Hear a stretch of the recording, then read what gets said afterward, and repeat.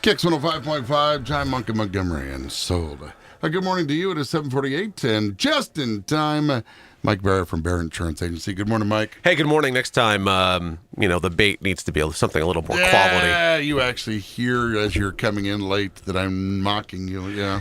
Yeah. It was, I thought, well, let's see. Before this Wednesday, you were in a hotel room with your wife and kids skiing. Before, No, I'm not shoveling snow. That's last time was shoveling snow. Yep. Time before that was sitting in a hotel room. Not skiing. Not skiing. No, why not skiing? Because we were there for the water park. Oh, yeah. Okay. So what had happened? Quick story. Okay. So we sent our no dog. such thing as quick No, story. not with me. No. Sorry.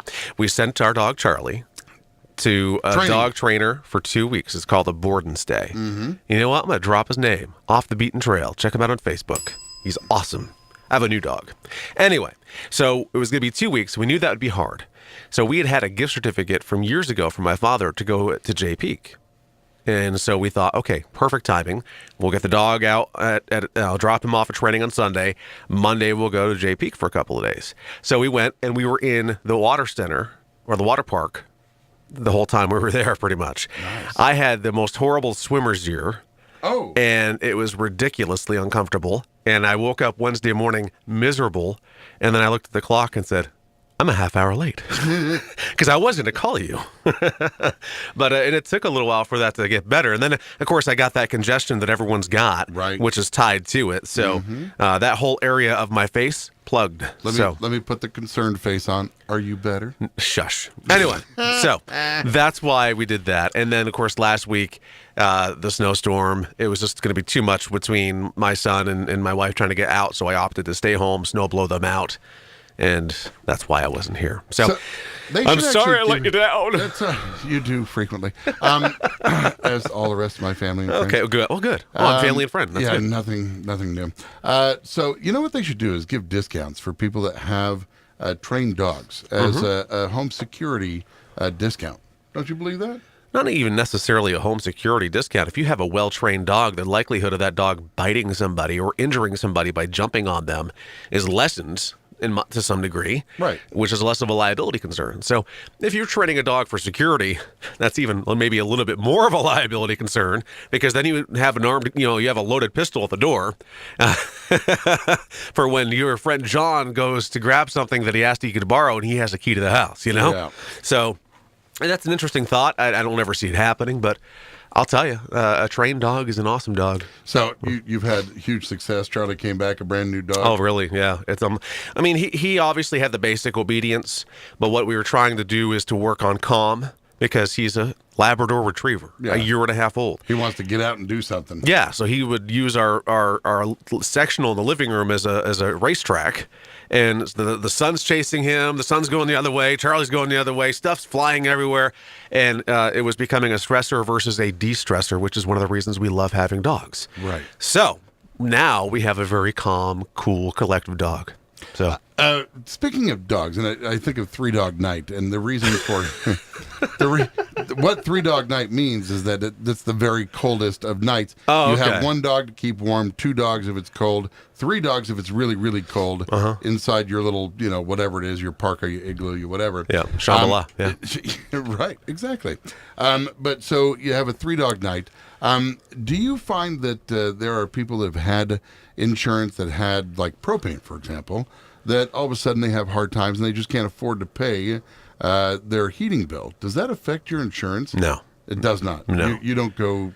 We're not going to Big Brother. We're not going to say, due to your failure to heat your home properly, we're going to deny this claim. And that's one of the reasons why companies have a lot of things to ask you in the beginning, because they're trying to assess what they're about to take on for a responsibility. Right. Once that's set, that's pretty much good for the year. Yeah. Oh, not even the year.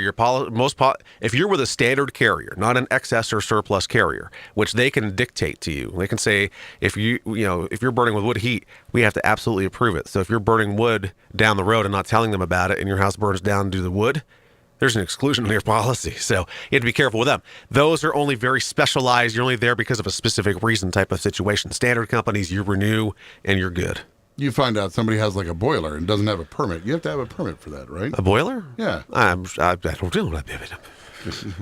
Sure, yes. Okay. Well, So and the house burns down. It says that it's propane, but in fact, they built a boiler out in the backyard, and they've just been boiling, random trash. A little small jerry-rigged, children. yeah. It can be interesting. But that will null and void your insurance.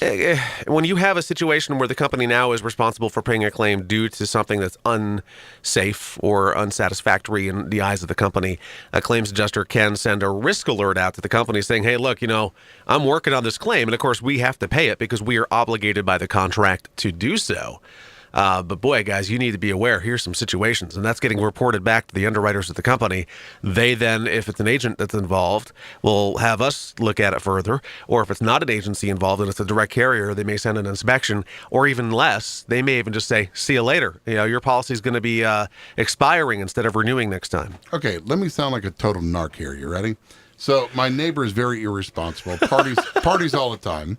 I hope your neighbor doesn't listen. No, not actually my neighbor, but okay. Theoretically, wink, wink. And I'm concerned because I live in an old wood house. Sure. Can I say, find out who their insurance carrier is and be like, I'm concerned that these people are not being responsible. No, it doesn't work that way. It doesn't work that way. I've even, as an insurance agent, looked at properties that are with another agency, with another carrier, and go, wow, whoa! I can't touch this with a 10-foot pole. But it's not my It's not my duty. I don't have that duty, nor do you have that duty to the insurance company to give that situation or expose that situation. That is really the responsibility of the agent. I had to stop. I can't. I know. I said the same word twice that you love.